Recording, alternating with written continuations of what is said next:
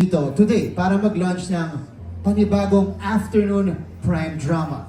Nandito rin tayo para buksan ang isang kwentong malapit sa puso. Dahil tungkol ito sa pamilya, kung saan ang pinakamapanganib na kalaban hindi nasa labas, nasa loob. Minsan, galing pa sa mga taong hindi mo inaasahan.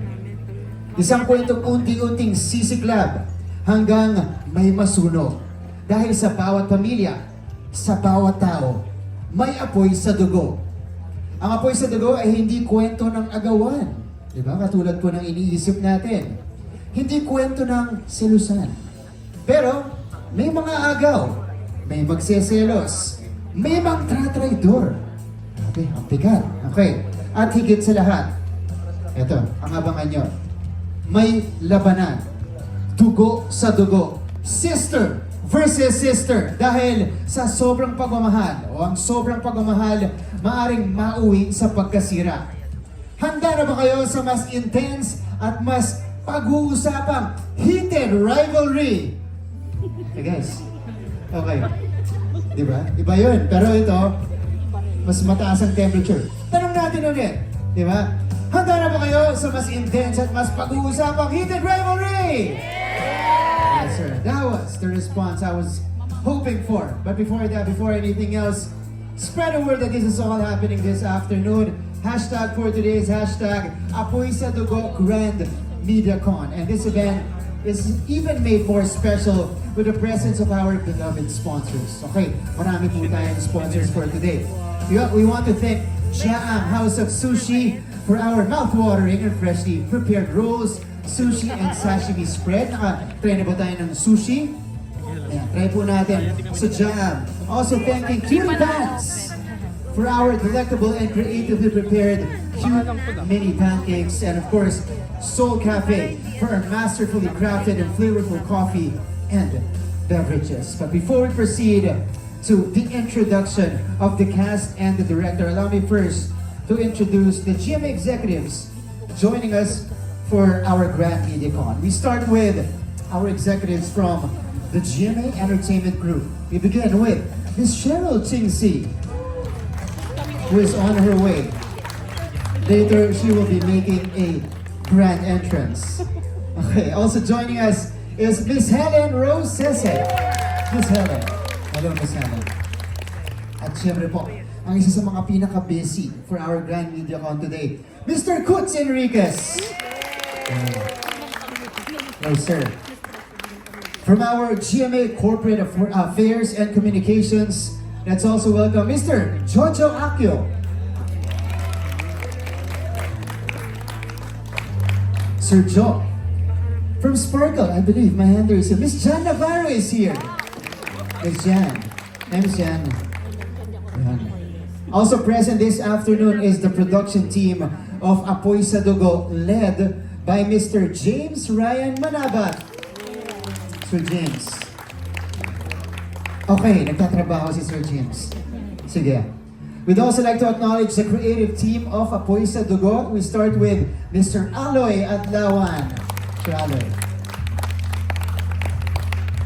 Mr. RJ Nuevas. Hello, sir. Mr. John Kenneth De Leon. Hello, sir. Great to see everybody here, but more are joining us. Nandito rin po si Mr. Marlon Miguel. Sir Marlon. Yeah, hello, Sir Marlon. I-acknowledge din natin si Mr. Patrick Ilagan. And also joining us this afternoon are associate directors, or is an associate director, Jose Johnny Nadella. Ways. Yan, Director Jose. Hello po. Okay, so bago po tayo magsisimula, magtatanong muna tayo sa ating mga kaibigan mula sa press. Okay. Ito lang naman po yung tanong. No pressure sa pagsagot. Pero ito lang yung tanong natin before we begin. Ano yung naiisip nyo kapag naririnig niyo yung title na Apoy sa Dugo? Okay. Who wants to answer? Let me go to. I know you guys. So, do I go here? Okay, dito daw. Sige. Sige, ito muna tayo. Dahil media ang tatanungin natin. Later on, we can maybe ask questions from the team. Sir, si Sir Don na-recommend na. Sir Ricky, or alam mo, pwedeng both. Diba? Oh, Sir Ricky, go ahead. You first. Apoy sa dugo. Ganda. Intro pa lang, ganda na siya.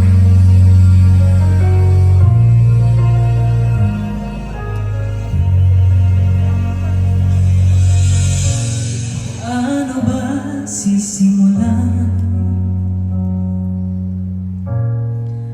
Muling matiwala.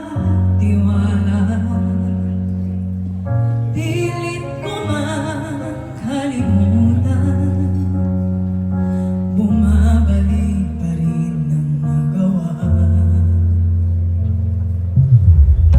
Paano bang di makulong? Sakaling na kinikimkim mula noon, binigay ko ang tiwala. Pero bakit mo sinira para lang makuha mo ang lahat ng iyong gusto? Sana madama mo ang ako'y, sana mapansin mo na ako'y gulong-gulo ko pa naman kung sino bang inaasahan mo. Siya pang magtataksil sa'yo.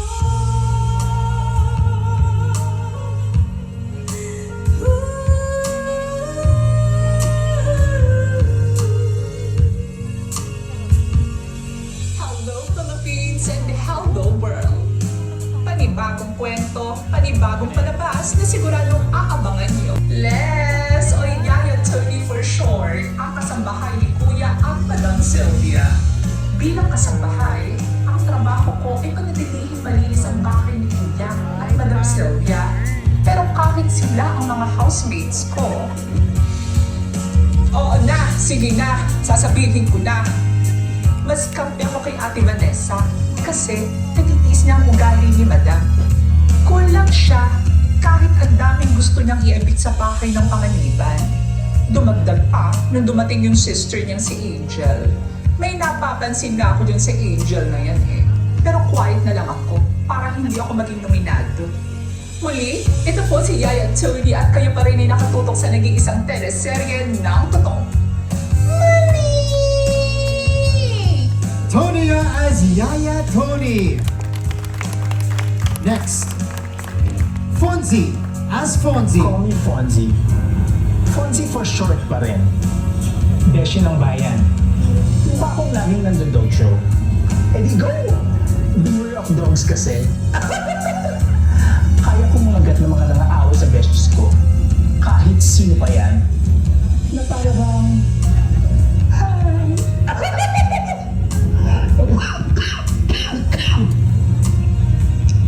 Nakitero ako.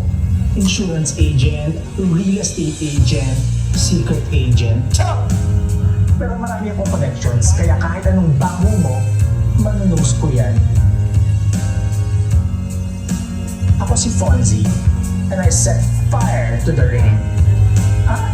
Ano? Basta, kakanta na lang ako.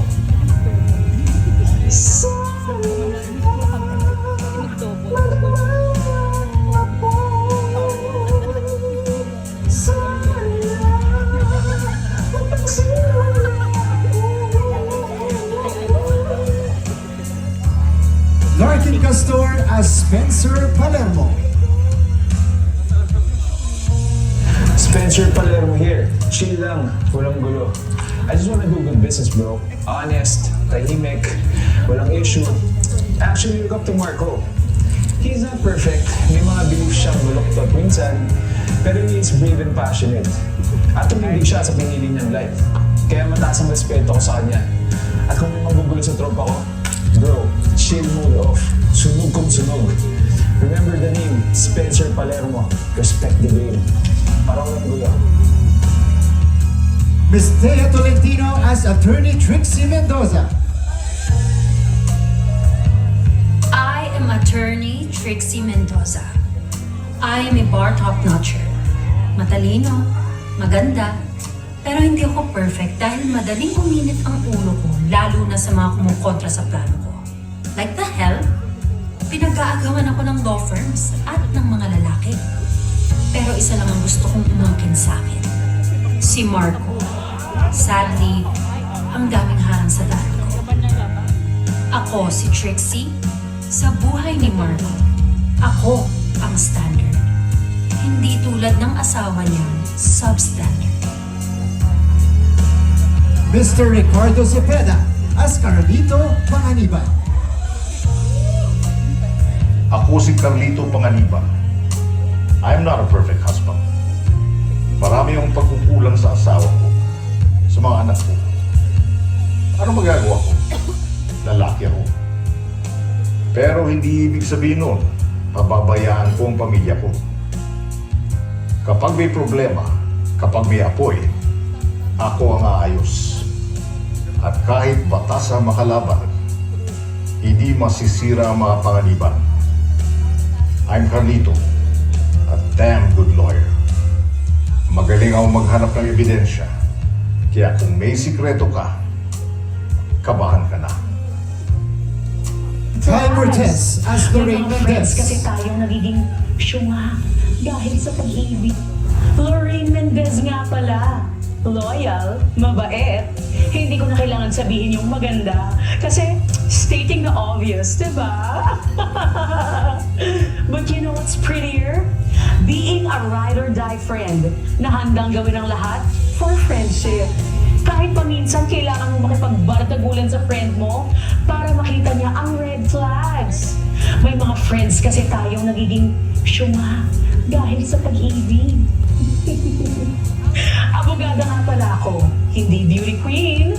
Kaya pagdating sa hanapan ng katotohanan, you can count on me. May ebidensya pa. Oh, ako na to Lorraine na yan. Baka maghanap ka pa ng iba na ipagtatanggol ka habang naka-stilettos and full glam. Brr. And Miss Pinky Amador as Sylvia Panganiban.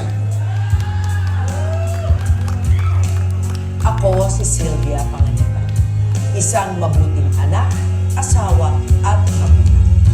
Naniniwala ako that God will honor the righteous. And the sinners? Pasensya.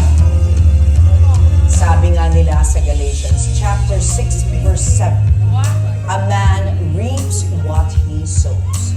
Kung ang pinanggalingan mo ay kriminalidad, Islam, huwag mo nang idikit ang dumi mo sa pamilya ko.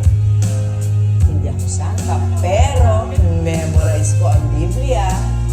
Kaya ako ang magiging instrumento para hindi na lumaganap ang kasamaan. Ako si Sylvia. Kung marumi ang kaluluwa, expect mo na ang VIP pass sa dagat-dagatang apoy. Bless you. Mr. Derek Monasterio as Marco Panganiban. I am Marco Panganiban. I chose love over the ambitious path dictated by my own family. Kaya siguro ganun na lang inis ng mama ko sa asawa ko. As a bike shop owner, natutunan kong hindi lahat ng sira nakikita agad. Minsan nakatago. Magugulat ka na ng huli na ang lahat. Pero hindi ako papayag na may pagwasak ng pamilya ko. I am Marco, and this is a warning. Kapag pamilya kong tinira, may tatangaan talaga. Miss Ashley Ortega as Angel Sangala. Ako si Angel Sangala. Marami silang sinasabi sa akin pero mga sinungaling sila. Kaya dapat silang mamatay. Joke lang. Sabik na sabik ako sa isang pamilya. Kaya nang makilala ko si ate, gagawin ko ang lahat para sa kanya. Ganun ako magmahal. Pero kapag tinignan ako, humanda kayo. Angel ang pangalan ko pero ang ugali ko. Ako si Angel. Isa akong biyaya. Isa rin akong sumpa. Miss El Villanueva as Vanessa Sanggalang Panganiban. I'm Vanessa Sanggalang Panganiban. I'm a good wife, an honest foul lawyer, a loving mother, and a protective sister. Masaya na dapat ako. Pero sa sariling pamilya ko, parang nililitis ang pagkatao. Ang binuhay ko, inip na inip ang tikog sa akin. At ang kapatid kong sinusunod ang pasensya ko. May mga batas para protektahan ang pamilya. Pero paano kung protektahan ang pamilya kung ito ang naninira? Ako si Vanessa. I believe in due process. Pero kapag winasak ang pamilya at buhay ko, sentensya mo, reklusyon perpetua sa impyerno.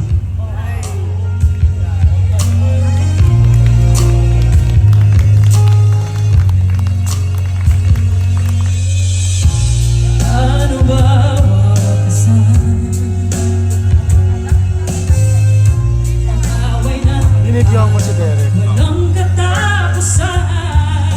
Ayoko nang maloko, pero puso'y nakakaso sa ilig. Sabihin lang ako ng ating dugo. Sana maramdaman mo. Sana mapansin mo na ako. Gulong-gulo ko man naman kung sino man inaasahan mo. Siya bang magtataksil sa'yo?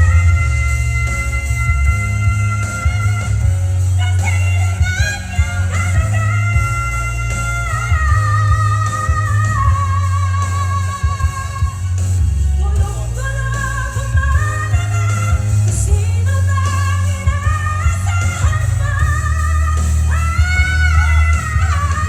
Siya bang magtataksil sa'yo?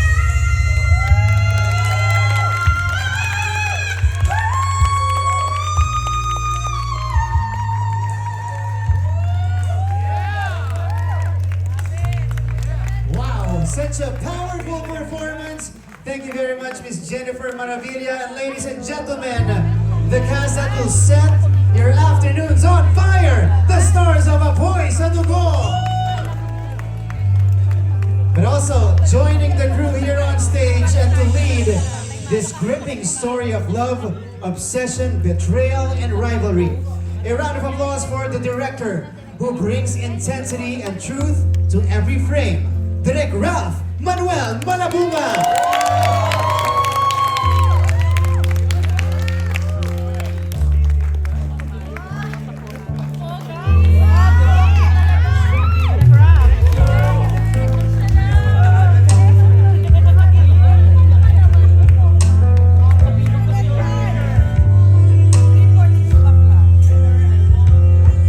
Alright, photos with the cast and the director. Ayan po, kailangan nating meron tayong photo with Direk Ralph. Again, if you guys are posting on your social media accounts, which again you should, please use our hashtag for this afternoon. Hashtag Apoy sa Dugo Grand MediaCon. Don't forget.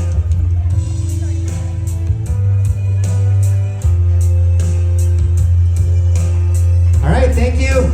Again guys, a round of applause for our cast and director of Apoy sa Dugo. You may now proceed to your seat on stage.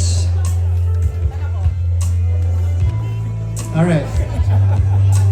So we have a lot of interesting questions for our cast and crew today as they try to find their way on stage. Relax lang. Yan. Alam mo, pag tinitignan natin yung stage, ayan, tama na. Sakto. Pag tinitignan natin yung stage, very interesting yung outfits nila. Di ba yung color coordination nila ngayong araw na to? Sige, I wanna ask Derek, Elle, and Ashley first. Konting chika lang. may ibig sabihin ba yung mga outfits nyo? Bakit sila doon naka-red? Sila sa likod naka-red, tapos kayo naka-white. Tapos may nakikita tayo sa outfit ni Ashley, Ellen, Derek. Merong pop of red ng konti. Sige, Derek, ano ibig sabihin yan? Yes, first of all, good afternoon everyone. Thank you po for coming here. And ang ibig sabihin ng outfit na red, and mine specifically is on the arm. Kung titignan doon ito na malapitan, heart po ito. Yung character kasi ni Margot dito is he's a protector of Elle, of Vanessa. So usually kasi di ba yung heart, pag nagpo-protect ka ng tao, ginagamit mo yung kamay mo. Kaya dito siya. Kasi yun yung parang symbolism niya. Okay. Galing na. Literal, his heart is on his sleeve. Yes. Okay. Thank you, Derek. Ayan. So, heart yung kay Derek dito. Let's go to Elle. Meron kang rose. Yes, meron akong rose. Ang Okay. nasa heart ko. Dapat dito yung heart eh, pero dito ang heart ni Vanessa. Okay, okay. Good afternoon po sa inyo lahat. Welcome and thank you all for coming here. We truly appreciate it. Now, bakit nandito yung red ni Vanessa? It's because of all white, purity, innocence talaga. Yun ang character ni Vanessa. But then, tatamaan siya sa puso. Tatamaan sa puso. Okay. At ni Angel, most importantly, and Sylvia. Okay, kaya rose nasa may puso. Oo. Yan. Sige. Let's go to Ashley, who is looking very intimidating on stage right now. You know, the way she stares at us. Ngayon tumatawa na siya. Ashley, ikaw naman, yung red mo, nasa may buhok, na veil siya na red. Sige, explain. Hello po, magandang hapon po sa inyong lahat. Siyempre, thank you so much for being here with us. And of course, yung character ko po si Angel. The reason why I have a red veil on my head is because yung struggle ni Angel is in her thoughts. Grabe kasi yung thoughts niya, very extreme. And marami rin kasi siyang baggage from her past na hindi pa nag-heal. So kung gano'ng kabigat to, gano'n din kabigat yung trauma niya from the past and yung mga baggage niya na hindi niya pa... Naku, sorry po, kanina po ito. So, May nandito kiraan, na sorry lahat po. ng thoughts niya and struggles niya. So, yun yung sinisimbolo ng veil mo. Yes. Lahat ng weight niya from the past. Yes. Yung mga baggage niya. It's all Alright. stuck in my head. Okay. Nasa isip mo lahat yan, iniisip mo. And that gives you a preview of her character on the show as well. I also like how, of course, sila, ang mga bida natin, nakaputi. And, of course, yung mga veterans natin naka-red. Parang, sorry naman po, Miss Pinky. Paano ko ba i-describe? The supporting crew, ayan. Naka-red sila. It's like, our main cast here is surrounded by fire. Diba? Okay, so let's first acknowledge the presence of one of our bosses from the entertainment group. We have Miss Cheryl Chingsi already here, also in red. Miss Cheryl, you can actually join the cast on stage.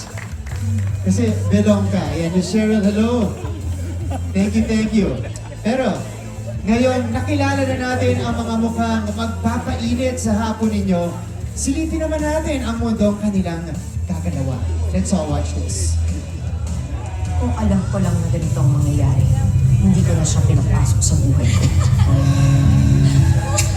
Mag-ingat. Dahil minsan, kung magiging sa... O, diba? Preview pa lang, AVP pa lang, sobrang init na. It's edgy, it's thrilling, intense drama as well. Yan po ang apoy sa dugo. Pero syempre, interesado tayong malaman kung ano nangyari.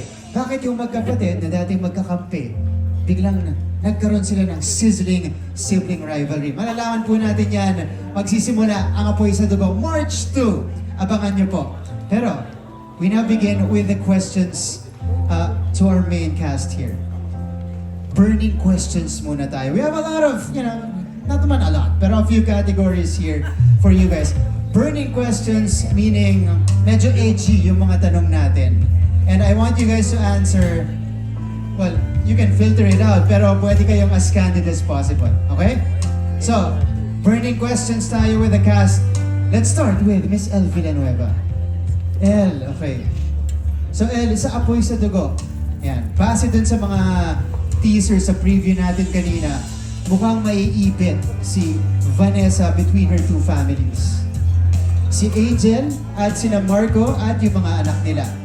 Kasama yung mga in-laws. Kung sa totoong buhay, mangyari ito sa'yo, sino yung pipiliin mo? Kasi syempre, dugo versus dugo to. Sino pipiliin mo? Biological family or yung new family? Nakaloka, nandito talaga yung mommy ko. Malalaman niya. Pero, yes, nandito siya. Sa tingin ko, alam mo, ang marriage daw, sabi nila, when you get married, dapat yun na yung family mo talaga. Yun na yung priority mo. So, I guess, parehas pa din sila pipiliin. Parehas pa rin? Good. Oo, syempre may respeto pa din ako sa family. May previous family and my current family. Meron pa din. So, dapat balance. Sige, tituwi ko ng konti. Kasi apoy sa dugo to, kailangan. Pinupush ka namin sa... Go. sa limit. Sino yung mas matimbang na lang? Nakakaloka ka, Martina. Sorry. Sino mas matimbang?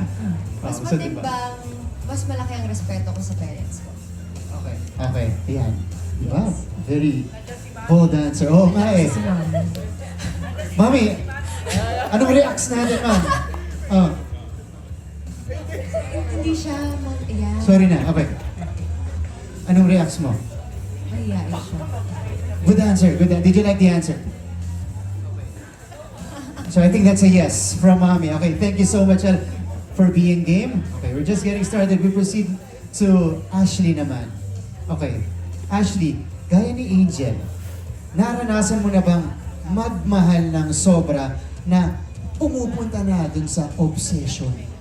Na-obsess na obsess. Natawa siya. Bakit kaya? O may nagmahal na ba sa'yo? Opposite naman, may nagmahal na ba sa'yo ng ganoon na parang nasusunog ka na? Alam mo, luckily naman, hindi ko pa na-experience yun. At hindi ko rin na-experience na ma-obsess talaga sa isang tao. Pero obsessed ako sa aso ko. Yun siguro. Si Yoda. At sila yun talaga. Feeling ko, naramdaman ko rin yung feeling na yun sa dog ko. Alam mo, pag mawala lang siya for a while, hinahanap ko na siya. Pero towards a person, hindi ko pa na-feel.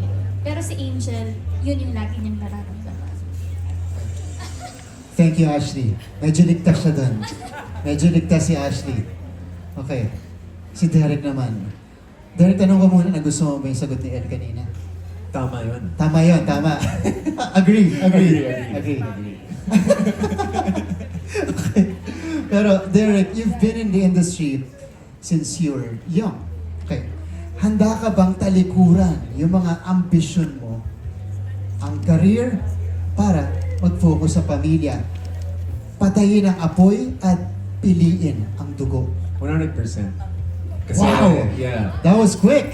I mean, panibagong chapter na kasi yan eh, and kailangan ng family ng father figure. So, syempre, kung kinakailangan na ganun, wala naman tayong magagawa, di ba? Pero, napamahal na rin kasi ako sa pag-arte, sa industriya, sa mga tao dito. It's not gonna be an easy choice, pero alam ko mas kailangan ako ng future family ko. El? React ba? Reactions, El? Dabi na lang. Sige. Wag na. Mamaya na. Sige. Okay. Thank you, Derek. Next naman si Sir Ricardo. On the other side. Anang pamilya. Okay. Kahit pa pikitan ng batas, hanggang saan ang kaya mong gawin, ikaw, kaya mo bang gamitin ang apoy para protektahan ang pamilya mo? Ay, katulad ng ginawa ni Derek, 100%. 100%. 100%. Para sa pamilya, 100%. Anything you will do, kahit beyond your limits. Feeling ko, pagdating sa pamilya, you will find new limits eh. No. Wow! Okay. That's a nice answer. Sir, thank you so much. Di ba? Very firm yung answer doon ni Sir Ricardo. Ano yun, sir? May kodigo. Okay. Pero syempre, si Miss Pinky naman. Miss Pinky, medyo natutunaw po ako. Ayaw kang tignan sa mata si Miss. Di ko kaya. Kanina ka pa nagtatanong ng mga mahihirap na tanong eh. Kasi, Kaya, ang hihirap ng tanong kaya dinadaan na lang natin sa titik. Joke. Miss Pinky, huwag ka naman i-character sa akin. Ano lang ako? No, I'm not a character. This is the real me. Okay. Got it. Joke. TikTok tayo, halika. TikTok. Sige. Okay, pero Miss Pinky, speaking of TikTok, trending ngayon ay hindi naman to TikTok. Pero trending ngayon yung mga pananaw ng mga religious na ayon sa netizens ay nagiging self-righteous na. Ganon din si Sylvia. Okay, di ba po? Ano ang pananaw mo sa paggamit ng Biblia to judge or comment on people's actions, uses fire to scrutinize and not to guide? Actually, plano ko talagang sagutin yung characterization ni Sylvia dahil napapanahon po talaga ngayon ang self-righteousness and tinatawag nating weaponization ng Biblia.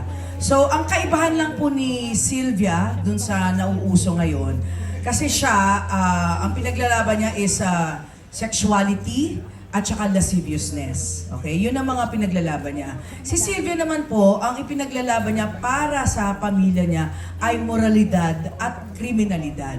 So in that sense, I think mas mabait pa si Sylvia. Pero sisiguraduhin kong mas maiinis pa sila kay Sylvia kesa doon sa magte-trending ngayon. Talaga? Sisiguraduhin natin yan. Lalagpan. Ako pa! Kasi ngayon rurok, Miss Pinky, yung Ay, inis.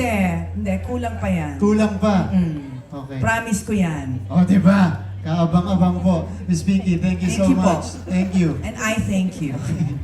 Siyempre, nagsastart pa lang tayo. Next naman, ang first timer sa teleserye, Fonzie. Hello, Fonzie! Ay, magandang hapon po. Ayan. So, Fonzie, your first teleserye, sa mga contents mo, gusto mo talaga maging part ng teleserye. Okay. Sabi mo pa, kahit best friend ng bida, okay ka. Tama. Yan. Ngayong dream come true na ito, anong isang bagay yung nag-expectation versus reality sa'yo? Yung napasok ka kasi, napasabi ka sa sarili mo, ganito pala dito. Hindi ko in-expect. Kasi syempre, in our heads, medyo, ideal yung world ng showbiz, di ba? The glamour, the fame, and everything. Ano yung nakapag-shatter ng glass mo na ganito pala dito sa mundo ng showbiz? Hello po, magandang hapon po sa lahat. Ako po si Fonzie. Pag gumagawa po ako ng TikTok content kasi sa bahay, ang setup ko is ilalagay yung cellphone sa harapan ko, a-acting, i-edit, ipopost. So parang pag uma-acting ako sa mga TikTok ko, very straightforward. Nung nag-start na ako mag-taping, ang dami palang kailangan, parang sobrang kailangan mong mag-multitask na naririnig ko to sa mga interview ng mga bagong artista before. Tapos nung na-experience ko na, ganito pala, so kailangan habang uma-acting ka, dinideliver mo yung lines mo, pinapakinggan mo yung linya ng ka-acting mo, but also in your peripheral vision, titignan mo kung kita ka sa camera.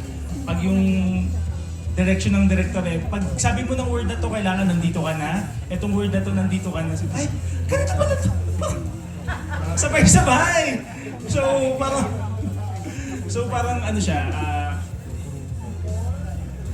na-shatter talaga yung yung image ko. Akala ko pag pag artista, hindi, magaling umarte, gagawin ko lang yun in front of the camera.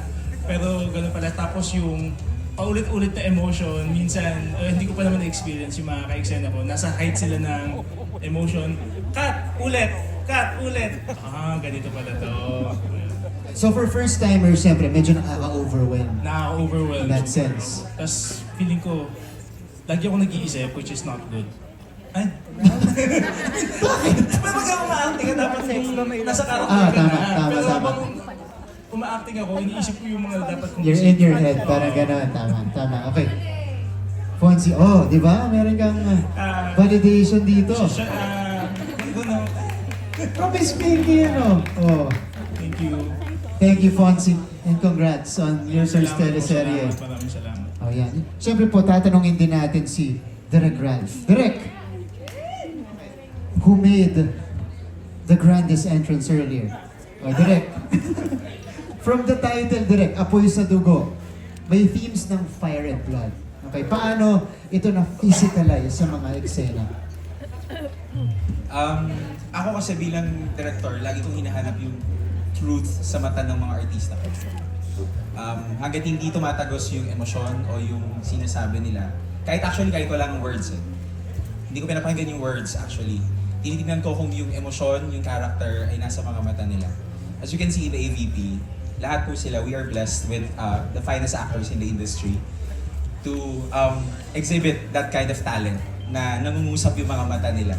And yung physicality ng apoy, yung fierceness, yung truthfulness sa ginagawa nilang pag-acting is beyond their eyes. So tumatagos sa screen yung damdamin, yung emosyon, yung kailangan ipahatid sa mga manonood.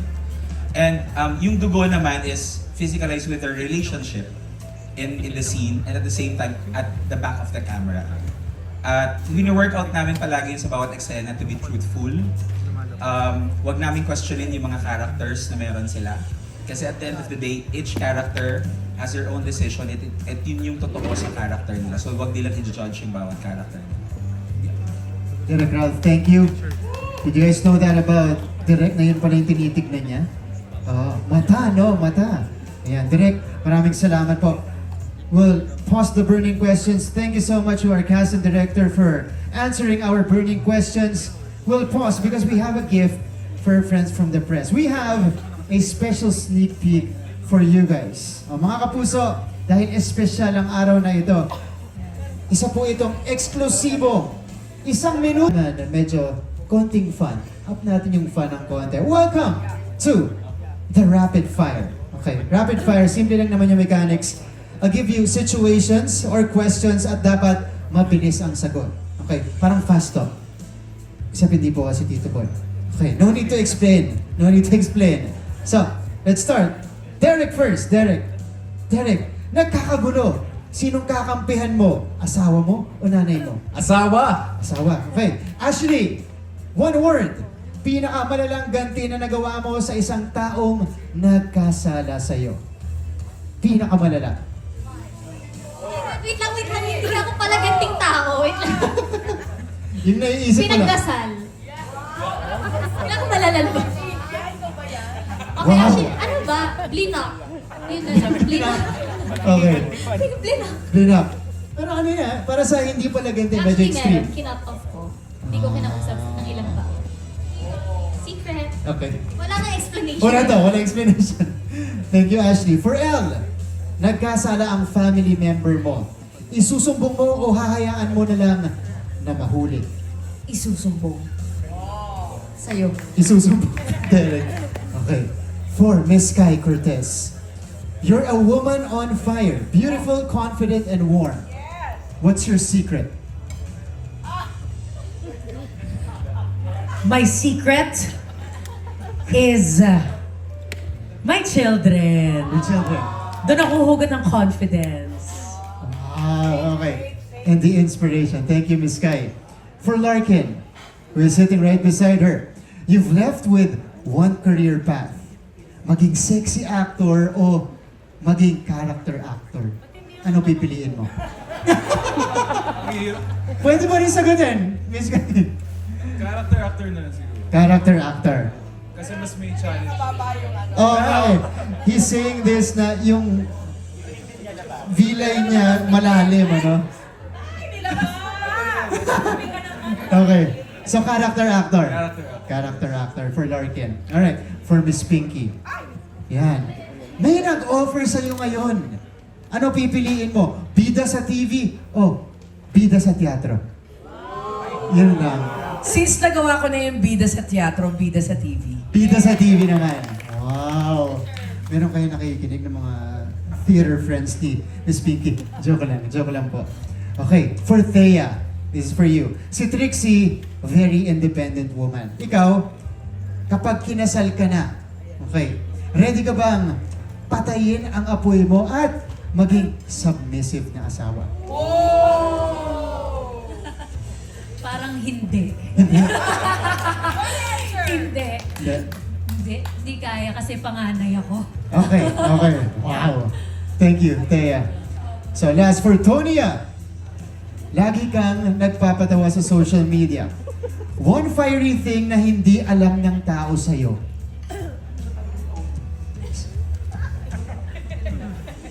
Na tomboy ako. Charis. Hindi, Parang na yan. na umaarte rin po ako. Ayan. Okay. Ha? Ano yun, Miss Pinky? Kumakanta din. Hindi po ako. Kunti lang. Hindi naman pala mahirap kumbinsin. Okay, thank you. Pero, bago po natin tuluyang palayain ang apoy, huling tanong in one sentence for Derek L. and Ashley. Okay. Ano ang ibig sabihin ng apoy sa dugo para sa iyo? And along with that, you guys can also invite everybody to catch the world premiere of Apoy sa Dugo starting March 2. Let's begin with Derek. For me, apoy sa dugo means extreme emotion within the family. So yun yung para sa akin.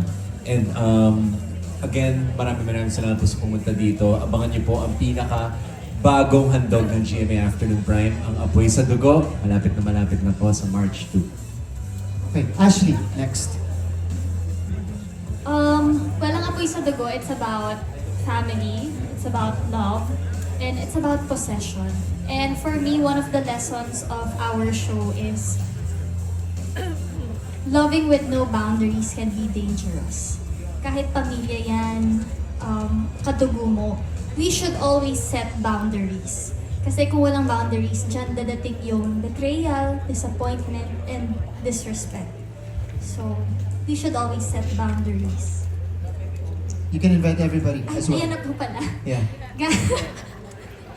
In the moment eh. Yun mga kapuso, next week, Monday na po ang Apoy sa Dugo. Trailer pa lang, my gosh, ang ganda. So sana po subaybayan niyo po yung mga characters namin. Kasi complex po yung mga characters namin and may kanya-kanya kaming personality and we have our own uniqueness.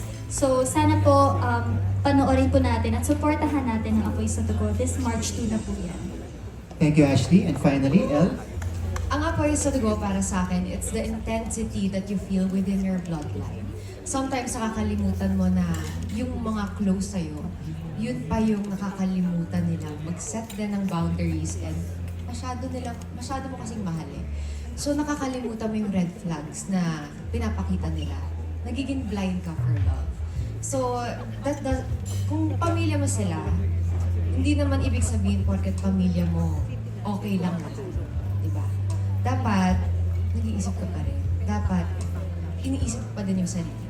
Ayan, Apoy sa Dugo, March 2. Thank you so much. Once again, loudest applause for our cast and director, Apoy sa Dugo. Mark, iba-iba yung interpretasyon, diba, sa Apoy sa Dugo. Pero para tuluyang maramdaman ang init ng kwentong ito, let's watch this music video and enjoy the official soundtrack of Apoy sa Dugo.